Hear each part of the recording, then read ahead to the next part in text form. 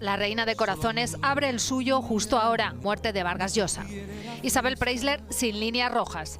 Mi verdadera historia está a punto de salir y ya está en boca de todos. El éxito de Isabel ha sido siempre fomentar cierto misterio sobre su vida. No entiende cómo ha llegado tan lejos. Ella es Historia de España. ¿Se atreverá Isabel Preisler a contar todo sobre Mario Vargas Llosa? ¿Demandarán los hijos del Nobel por difamación e injurias? ¿Qué secretos oscuros va a revelar la reina de corazones en su libro? ¿Por qué la familia Vargas Llosa tiene abogados listos para actuar? ¿Es Isabel una viuda negra que siempre ha vivido de hombres ricos y poderosos? ¿Calculó este movimiento desde que el escritor murió hace solo 6 meses? ¿Qué papel jugó realmente Tamara Falcó en la ruptura? El próximo martes, 22 de octubre de 2025, en apenas unos días, sale a la venta el libro más esperado y más polémico del año. Mi verdadera historia, de Isabel Preisler. 336 páginas, donde promete contar la verdad sobre su vida, romper mitos, desvelar secretos y, muy especialmente, hablar sin tapujos de su relación con Mario Vargas Llosa, el escritor que murió hace apenas 6 meses. El Nobel de Literatura, que falleció el 13 de abril de 2025 sin poder defenderse. Y ahora, su familia está preparada para la guerra. Los hijos de Vargas Llosa, Morgana, Álvaro y Gonzalo ya tienen abogado contratado. Ya han avisado públicamente que si Isabel arremete contra su padre, si roza lo injurioso, si mancha el nombre del Nobel, irán hasta las últimas consecuencias. Demanda por difamación. Querella por injurias. Acción legal inmediata. No van a permitir que nadie, y mucho menos una exnovia despechada, destroce el legado de uno de los escritores más importantes del siglo XX. Porque esto no es un libro cualquiera. Esto es una venganza calculada. Una venganza que Isabel lleva planeando desde que Vargas Llosa cerró los ojos para siempre. Y lo ha hecho en el momento perfecto. Cuando él ya no puede responder, cuando él ya no puede dar su versión, cuando él está bajo tierra y ella tiene la palabra cobarde. Esa es la palabra que muchos están utilizando para definir esta jugada magistral de la socialité más famosa de España. Pero vayamos al principio. Vayamos a conocer quién es realmente Isabel Preisler. Porque para entender este escándalo, para entender por qué está a punto de estallar la bomba mediática más grande de 2025, tenemos que hablar del patrón de comportamiento de una mujer que lleva toda su vida saltando de millonario en millonario, de poderoso en poderoso, de fortuna en fortuna. Isabel Preisler nace en Manila, Filipinas, en 1951. Familia acomodada, colegios privados, alta sociedad filipina. Con 19 años llega a Madrid a estudiar. Y ahí empieza la leyenda, o la estrategia. Depende de cómo se mire, porque Isabel no pierde el tiempo. En 1970, con apenas 19 años, conoce a Julio Iglesias, el cantante que está empezando a despuntar, el galán que acaba de dejar el fútbol por la música, el hombre que va a convertirse en una estrella mundial. 7 meses después de conocerse, están casados. 7 meses. Isabel embarazada de Chabeli. Y Julio firmando el contrato matrimonial. Muchos dicen que fue él quien insistió en casarse. Que Isabel estaba dispuesta a ser madre soltera. Que no le importaba el matrimonio. Pero casualidades de la vida, se casa. Con un hombre que está a punto de convertirse en uno de los cantantes más ricos del planeta. El matrimonio dura 7 años. 3 hijos. Chabeli, Julio José y Enrique. 3 herederos de una fortuna que hoy supera los 750 millones de euros. Porque Julio Iglesias no solo cantaba, invertía, compraba propiedades, construía un imperio, y cuando se divorcian en 1979, Isabel se lleva su parte. No económicamente directa, pero sí a través de los hijos. 3 hijos que heredarán cientos de millones. 3 hijos que garantizan que Isabel nunca tendrá que preocuparse por el dinero. Pero Isabel no se conforma. En 1980, apenas un año después de divorciarse de Julio, se casa con Carlos Falcó. El Marqués de Griñón. Título nobiliario. Propiedades históricas. Viñedos. El Rincón. Esa finca del siglo XIX que vale una fortuna. Isabel se convierte en marquesa. Su hija Tamara nace en 1981. Y de repente, Isabel no solo tiene dinero, tiene clase, tiene título, tiene acceso a la aristocracia española. El matrimonio dura 5 años. Y aquí empieza a repetirse el patrón, porque Isabel conoce a Miguel Boyer, el ministro de Economía y Hacienda, uno de los hombres más poderosos de España, un político con conexiones, con influencia, con dinero. Y según cuenta la propia Tamara Falcó, Isabel se enamoró locamente, tan locamente que dejó a su marido, abandonó su matrimonio, le fue infiel con el ministro. Y aquí viene lo interesante. Cuando Isabel se separa de Carlos Falcó, le presta 40 millones de pesetas, una cantidad enorme para la época. ¿Por qué? Oficialmente para evitar que las propiedades familiares del marqués fueran embargadas, para salvar el Rincón, para proteger la herencia de Tamara. Qué generosa, ¿verdad? ¿O qué calculadora? Porque con ese préstamo, Isabel se aseguraba de que su hija heredara un patrimonio intacto, de que Tamara tendría propiedades millonarias, de que el apellido Falcó seguiría siendo sinónimo de riqueza. Y se casa con Miguel Boyer en 1988. El gran amor de su vida, dicen, el hombre con el que estuvo 30 años, hasta que él muere en 2014. Viuda, otra vez con una herencia garantizada, porque Miguel Boyer no era precisamente un funcionario cualquiera, era un hombre con patrimonio, con inversiones, con activos, y cuando muere, Isabel hereda, y sus hijos heredan. Ana Boyer, la hija de ambos, se convierte en heredera de una fortuna considerable.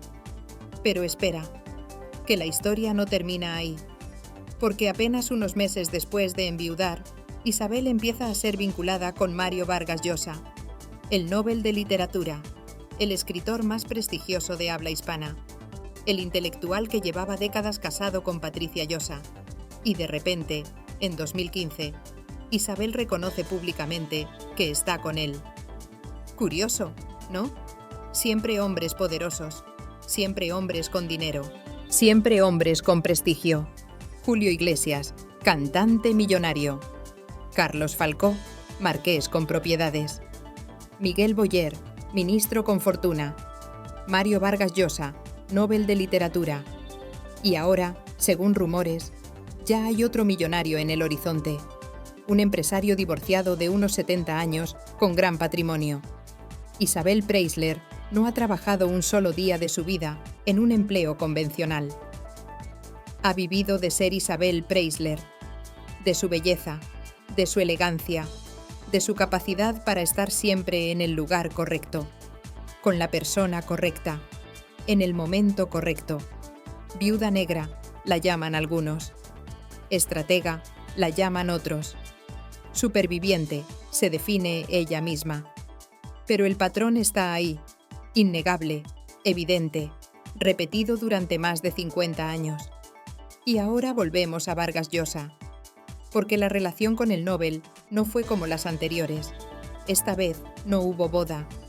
Esta vez no hubo herencia garantizada. Esta vez las cosas se complicaron, y mucho. Porque Mario Vargas Llosa no era Miguel Boyer, no era un hombre fácil, no era alguien que se dejara manejar. La relación se hace pública en 2015, pero antes, mucho antes, hubo movimientos, hubo estrategias, hubo cartas, porque Patricia Llosa, la exmujer del escritor, no se quedó callada. En mayo de 2015, antes de que la relación fuera oficial, Patricia le envía una carta a Isabel, una carta demoledora, una carta que Isabel guardó durante años y que filtró a la prensa en 2023, cuando ya estaba rota con Vargas Llosa. En esa carta, Patricia le advierte a Isabel. Le dice textualmente que el Nobel la va a tratar exactamente igual que ha tratado a otras mujeres, que lo ha hecho 20 o 30 veces a lo largo del matrimonio, que es un mujeriego, que sus intenciones no son serias, que Isabel es solo un capricho más, una aventura más, un entretenimiento más, y le pide una reunión. Quiere hablar con ella de mujer a mujer. Quiere explicarle quién es realmente Mario Vargas Llosa. Quiere advertirle de lo que le espera. Pero Isabel nunca respondió a esa carta. Nunca se reunió con Patricia. ¿Por qué? Porque Isabel ya había tomado su decisión. Ya había calculado los beneficios. Ya sabía que ser la pareja de un Nobel de literatura le daba un prestigio que ningún millonario podía comprar. Porque eso es lo que Isabel buscaba con Vargas Llosa. No era el dinero. Isabel ya tenía dinero. Era el prestigio intelectual. Era poder decir que había conquistado a uno de los escritores más importantes del siglo. Era codearse con la élite cultural. Era aparecer en eventos internacionales del brazo de un premio Nobel. Era pasar de ser la ex de Julio Iglesias a ser la compañera de Vargas Llosa. Y durante 8 años, de 2015 a 2022, la relación funcionó, al menos en público, porque en privado todo era diferente, muy diferente. Y eso es lo que Isabel va a contar en su libro. Eso es lo que tiene aterrorizada a la familia Vargas Llosa. Eso es lo que puede desatar la guerra legal del año. Porque según todos los rumores, según todas las filtraciones, según todo lo que se ha ido sabiendo poco a poco, Mario Vargas Llosa era un hombre celoso, muy celoso, enfermizamente celoso. Cada vez que Isabel asistía a un evento, él la interrogaba después, que por qué había saludado así a ese hombre, que con quién había estado hablando, que por qué se había reído tanto, que por qué llevaba ese vestido. Celos infundados, celos paranoicos, celos que asfixiaban a Isabel, porque ella había pasado décadas siendo la reina de corazones, asistiendo a galas, posando en alfombras rojas, siendo el centro de atención, y de repente tenía que dar explicaciones, tenía que justificarse, tenía que aguantar reproches, tenía que soportar humillaciones verbales en privado. Y aquí viene el episodio clave. El 30 de noviembre de 2022, fiesta de Moet en Madrid. Isabel asiste como siempre, impecable, elegante, sonriente. Pero al volver a casa, todo explota. Vargas Llosa monta una bronca monumental, una discusión brutal. Tanto que una amiga de Isabel, que estaba al teléfono con ella en ese momento con el altavoz puesto, escuchó todo, los gritos, los reproches, las acusaciones, el descontrol. Isabel salió del baño llorando, llamó a su amiga, le contó que no podía más, que estaba harta, que esa situación era insostenible, que llevaba años aguantando ese tipo de escenas, que Vargas Llosa la estaba asfixiando emocionalmente, que quería control absoluto sobre su vida, sobre sus horarios, sobre sus amistades, sobre todo. Y unas semanas después, en diciembre de 2022, Isabel toma la decisión, rompe la relación y lo hace por carta, igual que hizo Vargas Llosa décadas atrás con Patricia, igual que había hecho ella en otras ocasiones. Por carta, sin dar la cara, terminando 8 años de relación con unas líneas escritas. Fría, calculadora, definitiva. Pero antes había pasado algo más. Algo que muchos señalan como el verdadero detonante de la ruptura. Tamara Falcó, la hija de Isabel, la marquesa de Griñón. La influencer católica, la que se había convertido en la niña mimada de la televisión española. Tamara había protagonizado un escándalo en octubre de 2022, apenas un mes antes de la bronca definitiva. Tamara viajó a México para participar en el Congreso Mundial de las Familias, y allí soltó unas declaraciones polémicas, muy polémicas, declaraciones que muchos calificaron de homófobas, declaraciones que generaron un escándalo enorme en España. Y Vargas Llosa se enfureció. Consideró imperdonables las palabras de Tamara. Se sintió avergonzado de estar vinculado a ese tipo de declaraciones. E Isabel lo tomó como una traición, como una falta de apoyo a su hija. Porque para Isabel, sus hijos están por encima de todo. Siempre han estado.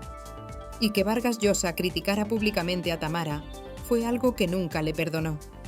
Fue el principio del fin, el punto de no retorno, la grieta que terminó convirtiéndose en un abismo. Y llegó diciembre de 2022, Navidad. Isabel decidió pasarla con sus hijos en Estados Unidos. Sin Vargas Llosa, eligió a su familia por encima de él.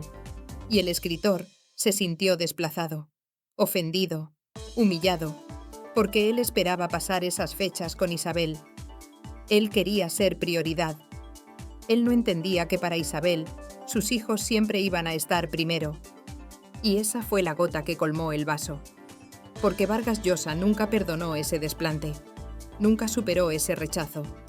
Y cuando recibió la carta de ruptura de Isabel, supo que todo había terminado, definitivamente, sin vuelta atrás. Los meses siguientes fueron de guerra mediática. El entorno de Vargas Llosa empezó a filtrar noticias, a dar su versión, a decir que eran incompatibles, que él era un hombre de cultura y ella del espectáculo, que él buscaba conversaciones profundas y ella superficialidades, que él era un intelectual y ella una socialité, desprestigiándola, rebajándola, intentando quedar bien en la ruptura. Pero Isabel no se quedó callada. Empezó a filtrar también, a contar su versión a periodistas amigos, a hablar de los celos, de los reproches, de las humillaciones, de cómo Vargas Llosa la aburría soberanamente con sus monólogos interminables, de cómo necesitaba que ella le tapara en la cama como a un niño pequeño, de cómo le tenía que dar un beso de buenas noches, de cómo le cobraba millones por vivir en su mansión de Puerta de Hierro. Sí, habéis oído bien. Según filtraciones de la propia Isabel, Vargas Llosa le pagaba una cantidad millonaria por vivir en la casa de ella, por ocupar una habitación en la mansión de Isabel, como un inquilino de lujo, como un huésped permanente, porque esa casa era de Isabel, comprada con el dinero de Miguel Boyer, y Vargas Llosa era solo un invitado que pagaba por estar ahí. Pero entonces, en abril de 2025, todo cambió. Mario Vargas Llosa muere. 89 años, neumonía. El rey Felipe VI preside los actos, homenajes en todo el mundo. Y un funeral blindado. Un funeral al que Isabel Preisler no fue invitada. Los hijos de Vargas Llosa la vetaron. No querían verla, no la querían cerca. La culpaban de haber amargado los últimos años de vida de su padre. Porque según amigos íntimos del escritor, Vargas Llosa murió enamorado de Isabel. Nunca la olvidó. En 2023, apenas un año después de la ruptura, el escritor dijo públicamente que le gustaría mantener una amistad con ella, que la extrañaba, que había sido una parte importante de su vida. Pero Isabel nunca respondió. Y los hijos bloquearon cualquier intento de acercamiento. Morgana, Álvaro y Gonzalo Vargas Llosa protegieron a su padre de cualquier contacto con Isabel. Le impidieron verla, le impidieron hablar con ella, le impidieron tener cualquier tipo de comunicación, porque sabían que su padre todavía sentía algo, que todavía la amaba, y no querían que esa mujer le hiciera más daño. Y Vargas Llosa murió sin reconciliarse con Isabel, murió con esa espina clavada, murió pensando en ella, murió, según dicen, con su nombre en los labios, trágico, romántico o patético, depende de cómo se mire, porque al final, un premio Nobel de literatura, un hombre que había escrito sobre pasiones y amores imposibles, murió víctima de su propio drama personal. Y ahora, 6 meses después, Isabel publica su libro. Ahora que él no puede defenderse, ahora que él no puede dar su versión, ahora que él está muerto y enterrado, y va a contar todo, o eso promete, va a romper mitos, va a desvelar secretos, va a hablar de los celos, de las humillaciones, de los reproches, de la incompatibilidad, de todo lo que vivió durante esos 8 años.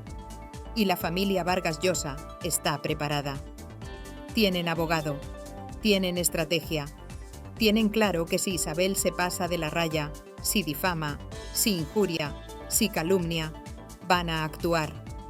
Demanda civil por daños al honor familiar. Querella por difamación. Acción legal para proteger el legado del Nobel. Porque no van a permitir que Isabel Preisler, la exnovia, la socialité, la viuda negra, destroce la memoria de uno de los escritores más importantes del siglo XX. ¿Pero qué va a contar exactamente Isabel en ese libro? Según todos los rumores, según todas las filtraciones, va a hablar de cómo Vargas Llosa la controlaba emocionalmente, de cómo le reprochaba cada salida, de cómo la interrogaba después de cada evento, de cómo la hacía sentir culpable por ser quien era, por ser la reina de corazones, por tener una vida social intensa. Va a contar que Vargas Llosa era aburrido, que sus monólogos sobre literatura y política la dejaban dormida, que sus amigos intelectuales la miraban por encima del hombro, que nunca la aceptaron realmente en ese mundo, que siempre fue la mujer florero, la acompañante guapa, la que posaba para las fotos pero no participaba en las conversaciones. Va a contar que Vargas Llosa necesitaba cuidados constantes, que era como un niño grande, que necesitaba atención permanente, que la llamaba varias veces al día, que se enfadaba si ella no estaba disponible, que montaba escenas de celos por cualquier tontería, que la asfixiaba, que la agobiaba, que la tenía presa en una jaula de oro. Y va a contar el episodio de Tamara, el conflicto que nunca se resolvió, cómo Vargas Llosa criticó a su hija, cómo eso creó una barrera insalvable, cómo Isabel tuvo que elegir y cómo eligió a su hija, siempre, porque para Isabel sus hijos están por encima de cualquier hombre, por encima de cualquier relación, por encima de cualquier amor. Y eso es algo que tiene que quedar claro. Isabel Preisler habrá sido muchas cosas, habrá calculado, habrá planificado, habrá saltado de millonario en millonario, habrá construido su vida alrededor de hombres poderosos, pero siempre, siempre, siempre ha protegido a sus hijos. Chabeli, Julio, Enrique, Tamara, Ana. Los 5 están blindados. Los 5 tienen fortunas garantizadas. Los 5 han sido la prioridad absoluta de Isabel durante toda su vida. Y ahora, a sus 74 años, Isabel quiere contar su verdad. Quiere romper el silencio. Quiere que se sepa su versión. Antes de que sea demasiado tarde. Antes de que ella también se vaya. Antes de que la historia la juzgue solo por las versiones de otros. Quiere dejar su testimonio, su legado, su verdad. Pero hay algo más, algo que pocos están diciendo pero que es evidente. Isabel está vengándose. Se está vengando de Vargas Llosa, de su familia, de Patricia Llosa, de todos los que la miraron por encima del hombro, de todos los que pensaron que no estaba a la altura, de todos los que la consideraron una arribista, una cazafortunas, una viuda negra. Y lo hace en el momento perfecto, cuando Vargas Llosa no puede defenderse, cuando él está muerto, cuando su memoria todavía está fresca, cuando el dolor de su familia todavía es reciente. Calculadora hasta el final, estratega hasta la última consecuencia, fría como el hielo, pero efectiva, porque el libro va a vender millones. Va a ser el fenómeno editorial del año. Todo el mundo va a querer leer lo que Isabel cuenta sobre Vargas Llosa, sobre Julio Iglesias, sobre Carlos Falcó, sobre Miguel Boyer, sobre todos los hombres que pasaron por su vida y sobre cómo ella construyó, paso a paso, año a año, relación a relación, un imperio basado en su belleza, su elegancia y su capacidad para elegir siempre al hombre correcto. Y la familia Vargas Llosa va a tener que decidir. ¿Demandan? ¿Dejan pasar? ¿Responden públicamente? ¿Guardan silencio? Porque si demandan, el escándalo será aún mayor. El libro venderá aún más. Isabel ganará aún más dinero. Y el nombre de Vargas Llosa seguirá en boca de todos. Pero por las razones equivocadas, no por su literatura, no por su legado intelectual, sino por sus celos, por sus manías, por su relación tormentosa con una mujer que nunca estuvo realmente a su altura intelectual, pero que siempre estuvo varios pasos por delante en el tablero de la vida real. Y si no demandan, parecerá que todo lo que Isabel cuenta es verdad, que callan porque saben que no tienen defensa, que prefieren no remover más el asunto, que quieren que el tema se olvide lo antes posible, pero el daño ya estará hecho. La imagen de Vargas Llosa ya estará manchada. El Nobel de Literatura pasará a ser recordado también como el hombre celoso que atormentaba a Isabel Preisler. Están entre la espada y la pared, y todo porque Isabel ha jugado su mejor carta. La carta definitiva, la venganza perfecta. Publicar un libro cuando el otro ya no puede responder. Contar su versión cuando él no puede dar la suya. Quedarse con la última palabra, con el último golpe, con la victoria final. Porque al final, esto no es solo la historia de una relación que salió mal. Esto es la historia de una mujer que lleva toda su vida sobreviviendo en un mundo de hombres poderosos, que ha aprendido a moverse entre ellos, a sacar provecho, a proteger a los suyos, a construir su propio imperio sin depender realmente de ninguno de ellos. Porque Isabel nunca ha dependido de nadie. Ha utilizado, ha calculado, ha planificado, pero nunca ha dependido. Julio Iglesias la hizo famosa. Carlos Falcó le dio un título. Miguel Boyer le dio estabilidad. Vargas Llosa le dio prestigio intelectual. Pero Isabel ya era Isabel antes de todos ellos, y seguirá siendo Isabel después de todos ellos, porque ella es la constante, ella es la que permanece, ella es la que siempre gana, y ahora está a punto de ganar otra vez, con un libro que va a vender millones, que va a generar titulares durante meses, que va a mantenerla en el centro de atención, que va a recordarle al mundo entero quién es Isabel Preisler. La reina de corazones, la mujer más elegante de España, la socialité más famosa de Europa, la viuda que siempre renace, la estratega que nunca pierde.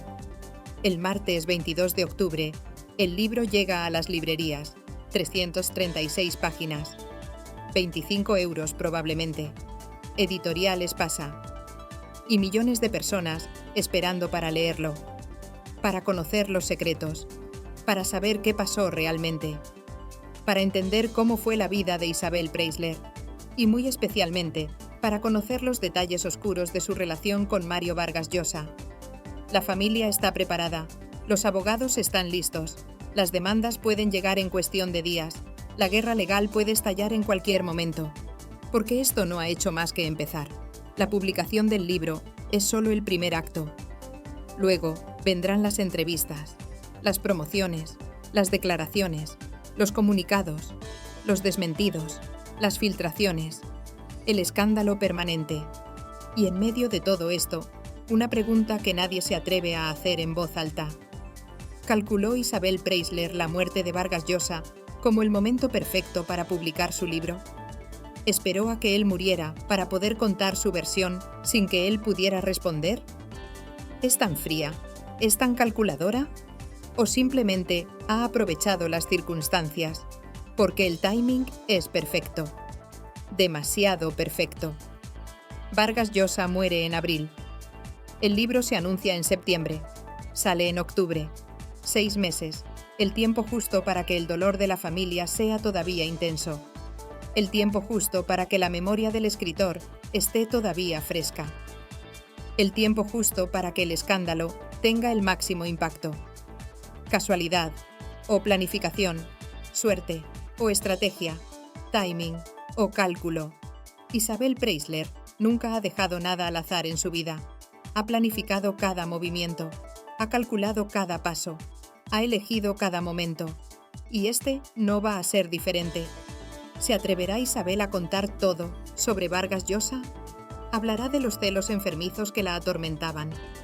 ¿Revelará las humillaciones verbales que sufría en privado? ¿Contará el episodio de Tamara Falcó que rompió definitivamente la relación? ¿Explicará por qué eligió pasar la Navidad de 2022 con sus hijos en lugar de con él? ¿Desvelará que le cobraba millones por vivir en su casa? ¿Demandarán los hijos de Vargas Llosa? ¿Irán a los tribunales por difamación?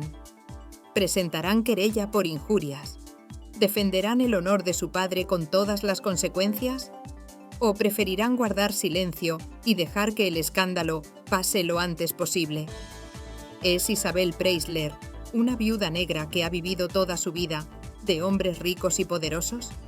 ¿O es una superviviente que ha sabido jugar sus cartas en un mundo dominado por hombres?